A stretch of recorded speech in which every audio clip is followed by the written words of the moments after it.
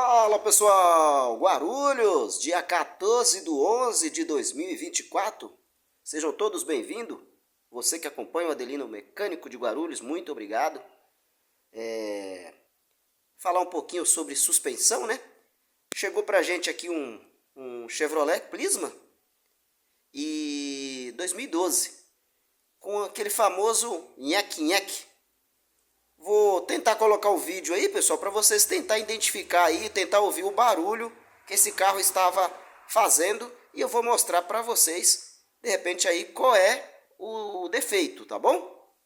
Ouça aí e já já eu volto para mostrar para vocês que peça é essa que estava fazendo esse barulhinho aí, tá bom?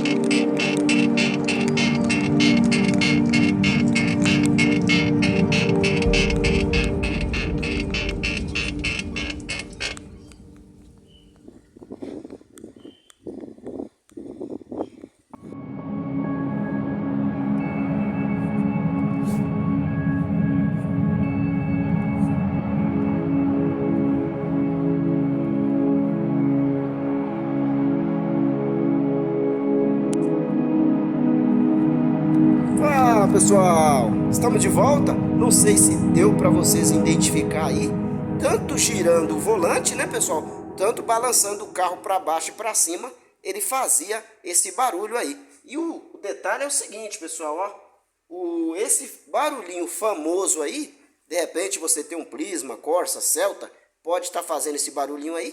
Pede para dar uma examinada nessa pecinha aqui, ó, que de repente pode ser o pivô, que é o pivô da suspensão, tá bom? Aqui, ó. Não é o terminal de direção, pessoal, é o pivô, tá bom? Então, daqui a pouco vou tentar colocar o novo, né? E refazer os movimentos para ver se o barulho parou, tá bom? Então, muito obrigado. Daqui a pouco estaremos de volta mostrar para vocês o que a gente tem na oficina hoje, né?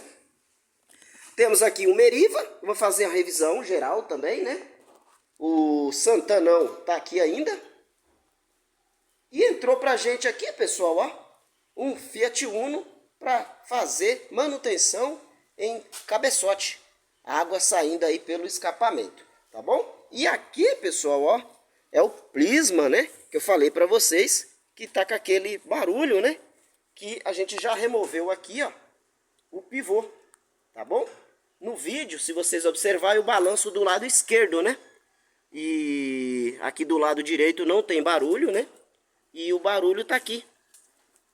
O pivô é o que faz a ligação aqui, pessoal, ó, da bandejinha na manga de eixo aqui, tá bom? Então é isso aí. Daqui a pouco voltamos.